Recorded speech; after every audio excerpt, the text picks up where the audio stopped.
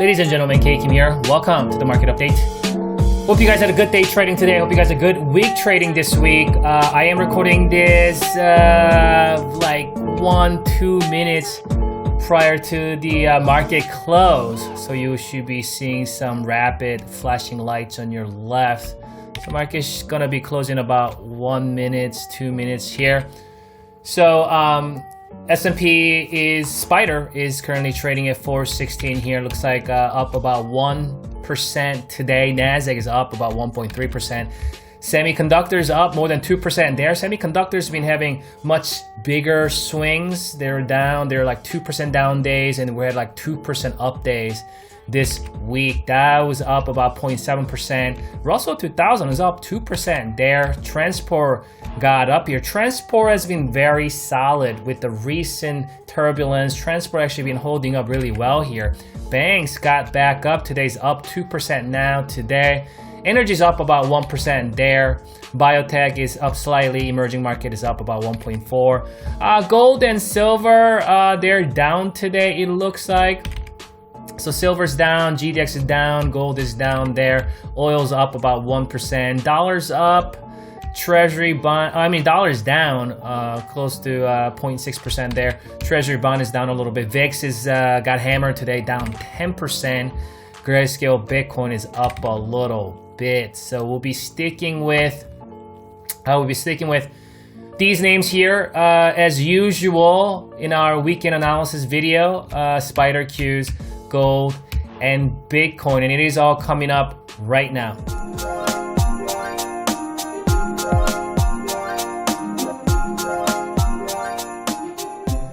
All right, so market is closing here. We got about 13 seconds to go. Let's flip over the 65-minute chart here, and let's kind of follow with what we've been talking about this week before we get into the longer term picture market analysis we usually do on these weekend analysis. Market just closed here. Looks like market closed a day with S&P 1.1%. So we saw a little bit of fading candle. Didn't close the day with the new all-time highs. Gone just below that, and we'll talk about all of that. So let's follow up with what we've been talking about this entire week here. So this is pretty much the entire week of price action, right? This entire move right here. So this was let's see, this was pretty much a Monday, right? April 19th. So yes, so this is pretty much basically entire week. We just pretty much we just did nothing. If you look at the entire week performance, S&P is pretty much flat, right? We just kind of came back to where it was on Monday. That was Friday close, last Friday, and this was a Monday open, right? So we basically came back up and down a couple times, gone right back up to where we started before the week started on Monday, right? And this is perfectly normal market behavior. Nothing crazy about it. There's nothing abnormal about this. It's just what the market does. It doesn't go straight up. It has volatilities and fluctuations. So you must understand, I've said a million times, that you must understand not only the short term, you understand midterm, long term, primary, macro, and secular, right? So you kind of get the flow of things. If you pay too much close attention to short term, you're bound to get whipsawed, and market is going to take your stop and move without you. So looking at this 65-minute chart here on Spider, I've adjusted my moving averages. I've tightened up my short-term moving averages. Right now is 15 EMA, and we got 55 EMA. So I'm going to actually look at the 15 EMA as micro-term sentiment moving average, and my short-term moving average is now 55 EMA on the 65-minute chart. So this is a light green or light blue, and this is I think I am color blind. This is definitely a blue. I don't know why I said a green. The purple, light purple there, dotted, that will be short term. So we got micro term, short term. We'll use that for now and see how the market behave in that. So this is where the market closed yesterday. We extensively talked about yesterday's price action. And the hammer candle actually, and this is exactly what we wanted to see for the buyers because, we did see that hammer, right? And then we saw that red candle. And only way for this hammer to have any kind of presence in this vicinity was to see a gap of not breaching any lower than where it closed yesterday, right? But gapping up would have been the best case scenario. That way, we can keep that momentum going. You see that long lower wick.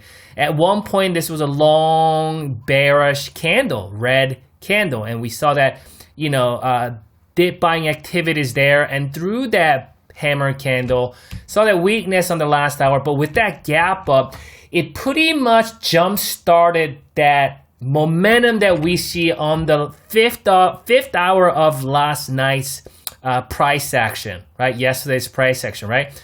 So with that gap up, we pretty much jump-started back this dying hammer, and we held the first hour and reclaimed we're going to call that a micro-term moving average. And once we saw that, this hammer was alive, as we talked about yesterday. And with that first hour, second hour, third hour, fourth hour, fifth hour, what happened was the gap got filled. This is the first time filling this gap since Monday morning. So entire week, this gap has been producing hecticness for the buyers, in which we talked about on Monday, right? This gap must be filled. If this gap doesn't get filled, there's going to be hecticness in the market, right? So hecticness did come in the market, but quickly it was things got a little much brighter on Wednesday. But on Thursday, buyers trying to attempted to fill this gap failed. Abrupt sell-off showed up. We found support right on that rising pivot. Here, I'll zoom out here and you can see it. So you can see right there, this is the pivot right there, prior resistance. New support, hammer candle, my short-term moving average right there, gap up, and then we got gap back up, right? And the good news about today's move is that this gap is finally filled. It would have been much worse if that gap remained open, if we were seeing lower highs and lower lows. That's another thing the buyers have dodged this week, because we had cultivation of lower high here.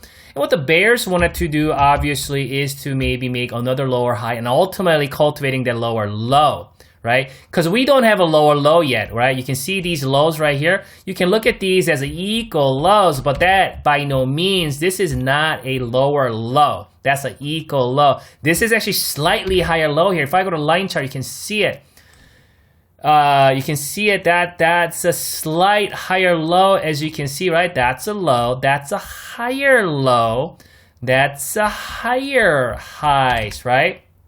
So it was important for the buyers continue in that fashion, right? Not letting the bears to cultivate lower low, but that's what bears wanted to do. Keep this gap open, make another lower high and lower low, and that's how how bears can start a downtrend. We're not in a downtrend in the micro term or short term, right? In the short to mid term, we got these pivots there, higher lows. And with that lows that held, bulls protected it, made that slight higher low, and with the higher high today and filling this gap, bulls killed another selling pressure there and making its own micro term to short term higher lows and higher highs, and we're officially back to micro term and short term uptrend. So this is all-time high level here, 417, and this is a recent swing high, so that's 416. So we're kind of sandwiched right between. If we do lose this level, right, 415.54 is where my micro-term moving average is residing at this point. My short-term moving average is currently guarding this gap area. So this breakaway gap that we saw this morning, that's important to keep that gap open. Worst case scenario, let's say some shenanigan happens next week, Monday or Tuesday, this thing comes right back down. Bulls want to protect reject, right, this right here, that higher, that rising pivot, right? That's a pivot because it was previously resistance support, also coinciding with the gap area. So if this thing does come down to 412, if it comes to 412, not only we got my short-term moving average residing at 412, we got the gap area and the pivot. So I reckon that's going to be a strong support level. Let's check out that oscillator real quick. So you can see this is kind of what happens in a strong bullish uptrend, a market. You see that cross and then it prematurely crosses back up, and this is some of the things that you will witness when the market is in this strong uptrend. So you can see that if bulls want to push it, bulls can definitely push it higher. We still do have a room here. We do see a full cross there. Let's go back to the daily chart and check out the bigger picture of things. So what we're just analyzing on that 65-minute chart was a little blip there, right? So it's important that we understand the big picture. This is why I do these long-term analysis every weekend for you guys. We've been tracking this thing for a really long time now. Prior, that's a rising pivot. That's a big picture rising pivot. Not once it was breached.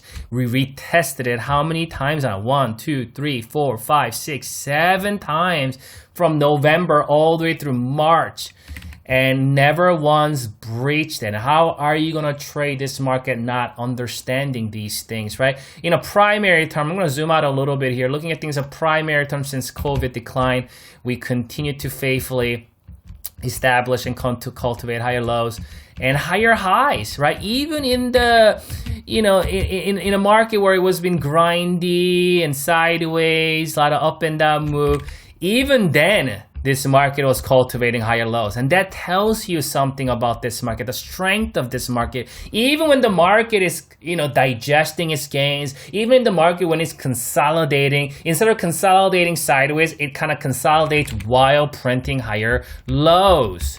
And then we break out in the month of April. And ever since then, we've been in this strong uptrend rally breakout mode in this month of April. And seasonality wise, April usually is a good month, and so it looks like that seasonality is playing out perfectly here. So my short-term moving average and mid-term moving average is still residing. My short-term is at 406 on the daily chart, and my mid-term is around 396 or so, but we got this this level and probably going to act as strong support around 404 or 405 or so. If should there be any kind of shenanigan downside move, I believe that 406, 405 level is going to act as pretty strong support. We do have a gap area there. Let's zoom out and check that out, or zoom in and check out that level there so you can see, right? So this is my short term and mid term on my daily chart, and there's that there's a potential pivot and the rising uptrend support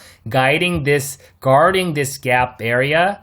And you can see my short term, if there should be any kind of downturn, and this is a level I think is going to be a stronger support. Not to mention we have more supports though. We looked at the 65-minute chart and there are more supports in this vicinity. But looking at just candles itself, if I zoom in here, looks like you can see that we just had a quick brief this week consolidation. Looks like the market is getting ready to see a move to the upside. We really need to see a follow through because we pretty much have been moving sideways. We're still in a consolidation phase in the month of April. So if we want to see any kind of leg next week, we do want to see this thing closing above at least the first 1 or 2 days or so above this level 416 and stay above it. If we can see something like that, I think the rest of the week might be a good week next week. So again, let's continue to give benefit of the doubt to the buyers in the in overall trend, right? Short term, mid term, long term, primary term, that we're in an uptrend. There will be up and down. Market does not go straight up. It's gonna have its fluctuations. That's all based on just part of this market. That's just how this market moves. Nothing crazy about it. And you know what I mean? Just whatever we saw on Thursday or Wednesday, the abrupt decline, there's nothing crazy about it. It's nothing abnormal about it. You know what I mean? That things like that happen. But if we understand the big picture, you should be able to navigate this market much better than if you were to focus too much on the short-term moves, man, too much on the short-term fluctuations, putting too much emphasis on news, and you think you get some kind of information out of it. All of that, it ain't gonna help you in trading and navigating this market. Let's go to Nasdaq here. So Nasdaq is up 1.26% today. It looks like you can see this gap was actually held. This gap never filled. You can see this gap right here. And that's when it came down to this week. This gap was never filled here. 333, definitely active support. We got a small gap here from today. Still well above my short to midterm here. We definitely got higher highs, higher lows here. I forgot to give you guys a big picture first, right? That's more of an intermediate term we're looking at.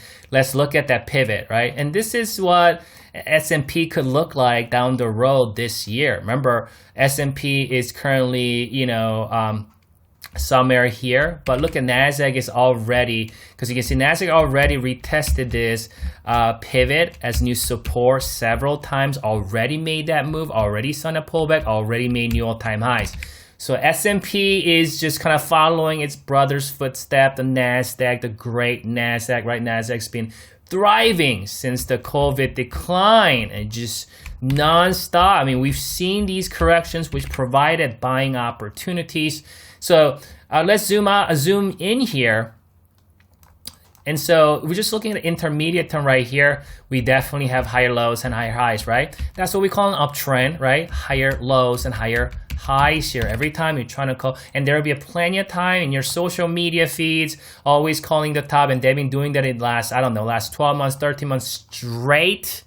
And so the more you listen and follow these people, the more likely all it's gonna do is you're gonna miss out on moves and you're gonna overreact when we see a correction, right? And not able to find opportunities when there's corrections.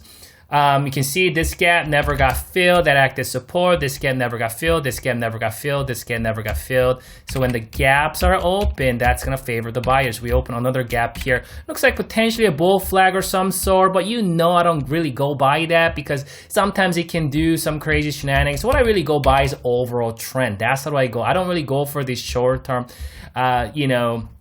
these patterns, because too many people look after. I'm looking here. I mean, you thought that might be a bull flag. Well, that just came straight down. So I never really go after that. But what I look for is go overall trend.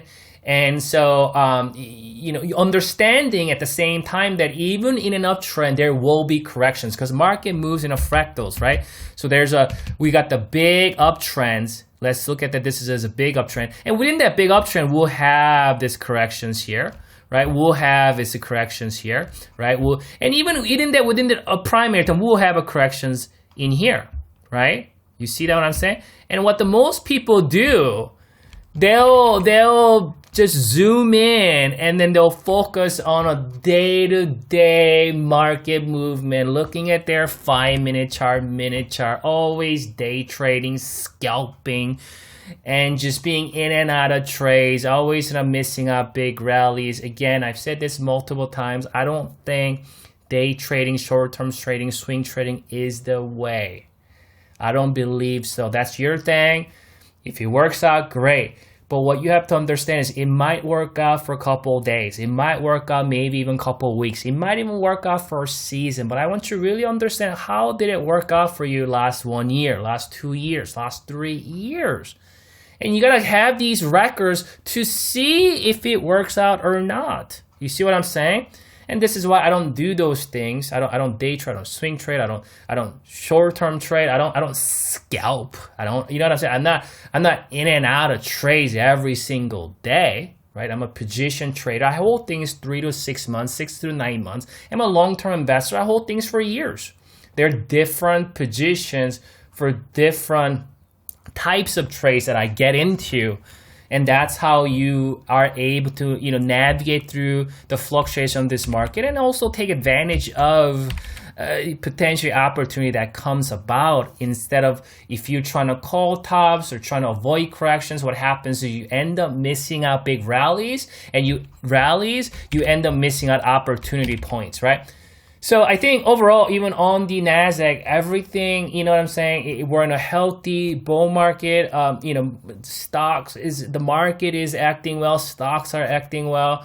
I went through a lot of my stocks I'm holding. A lot of them are up quite a bit today.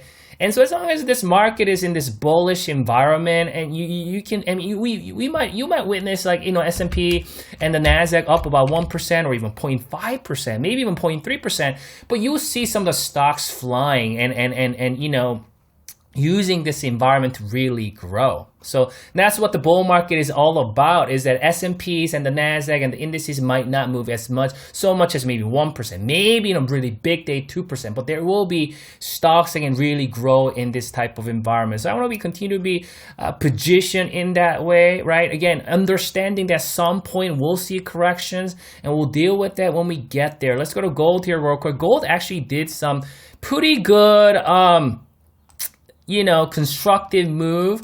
Obviously looking at things from more of a midterm sense, and you've seen my long-term chart last couple weekends. Every weekend I showed you my long. So in a primary and long-term, we're bullish. I'm showing you intermediate term here. Intermediate to midterm, we're obviously a downtrend, right? But big picture, we're bullish. So in the midterm, benefit of the doubt goes to sellers. So to able to nullify that downtrend, what bulls need to do is do something like this, make that equal highs, and create its own higher low and higher high. We don't have that in the micro term. In the short term, we have some good tractions we've seen last several weeks here, right, from 157 to 166, and that's not a bad move. And we talked about this level right here prior. Resistance as new support, that's a pivot. Some of the moving averages is making some of the shorter term and mid-term moving averages clustering there and crossing up. That's a good sign, but my longer term moving average still crossing down. So it's gonna take quite some time before the sentiment completely changes. We got a good momentum in the short term, micro term. Let's see if we can continue in that next week. One last one here, you guys. Grayscale Bitcoin. So what I've noticed about Bitcoin. So this is what I want you to see this.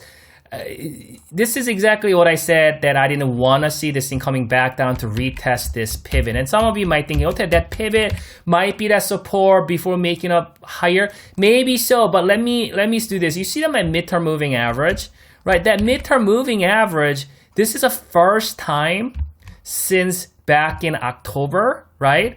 Since the first back in October that we lost below it. You see that we're above, okay, look, this is October, we're above the midterm moving average. You see the dotted blue, right? Above midterm moving average, we hit the midterm, got back up, hit the midterm, got back up, hit the midterm, got back up. Here, we held for days, and then we lost it. So now the short to midterm momentum has shifted, and that gap never got filled, right? Too much media attention back here. This is why you pay attention to media, right? This is when what is that? Paris Hilton came about saying that on CNBC that she's excited about Bitcoin, right? And this is what was it? Jordan Belfort, the Wolf of Wall Street guy, came out and say he's I don't know, he's long on Bitcoin or something like that. What is that? And also, so once you see these people who have no experience, no training in actual trading and investing, and then all of a sudden they hype it up, and you know what the market is going to do? The market is going to punish them, right? So we do have this pivot. So technically speaking, we're still in an uptrend in the primary term, but I have to say in the midterm we're neutral, short term bearish. But I think this is a tough spot there. I think it's tough. We need to go up here and fill this gap as quickly as possible. If this you want to get out of it, you're gonna need something like this. Or we start to see that short-term moving average and mid-term moving as start curl down. This thing starts using its resistance. If we, in an event, we break this pivot, I think it's done. If we break this pivot, we close well below, we break this pivot, I think it's done, Bitcoin, and we're going to have another crash coming. I mean, we made 500% from here to here. I was trading at Grayscale, Bitcoin trading at 10. It went to 550. That's 500% move.